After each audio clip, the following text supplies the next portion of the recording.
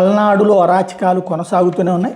వైఎస్ఆర్సీపీ చెందిన సుమారు 1100 కుటుంబాలు పిన్నెల్లి గ్రామాన్ని విడిచి ఇతర గ్రామాలకు వెళ్ళిపోయారు. వీళ్ళలో కొంతమంది ఏడాది తర్వాత గ్రామానికి చేరుకున్నారు పండగను పురస్కరించి. ఇప్పటికీ సుమారు 350 కుటుంబాల వాళ్ళు పొరుగు గ్రామాల్లో ఇతర రాష్ట్రాల్లో కూలీనాలు చేసుకుంటున్నారు. ఈ క్రమంలో మండా సల్మాన్ అనే వ్యక్తి కూడా బ్రాహ్మణపల్లి గ్రామంలో కూలి పనులు చేసుకుంటున్నాడు. తన భార్య కుమారికి అనారోగ్యంగా ఉండటంతో ఆమె చూసేందుకు శుక్రవారం రాత్రి పిన్నెల్లి గ్రామానికి వచ్చాడు. ఉదయాన్నే తిరిగి బ్రాహ్మణపల్లి వెళ్లేందుకు ఇంట్లో నుండి బయటకు వస్తున్న సందర్భంలో టీడీపీ కార్యకర్త పేతూరు ఇతను గమనించి ఇనపరాడుతో ఒక్కసారిగా సాల్మన్ మీద దాడి చేశాడు. దాడిలో తలకి తీవ్ర గాయాలు కావడంతో సాల్మన్ అపస్మారక స్థితికి వెళ్ళాడు. బంధువులు ఒకటావుటిన అతను పిడుగురాళ్ళలోని ప్రైవేట్ వైద్యశాలకు తరలించారు. పరిస్థితి విషమంగా ఉండడంతో వైద్యుల సూచన మేరకు గుంటూరు ప్రభుత్వ ఆసుపత్రికి తరలించారు. అప్పటికే తలభాగంలో బలంగా దెబ్బ తగలడంతో పరిస్థితి విషమంగా మారింది. బాధితుడికి భార్యతో పాటు 4 పిల్లలు ఉన్నారు. ఇది ప్రస్తుతం పరిస్థితి.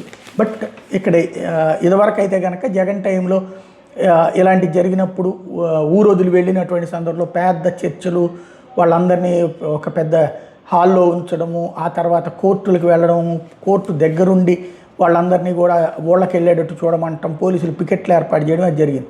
ఇప్పుడు ఆ విధమైనటువంటి న్యాయ పోరాటం వైఎస్ఆర్ కాంగ్రెస్ పార్టీకి జాతీయ సాగదు. అదే సందర్భంలో కార్యకర్తలు నమ్ముకున్న వాళ్ళు ఇట్లా బలవుతూనే ఉంటారు.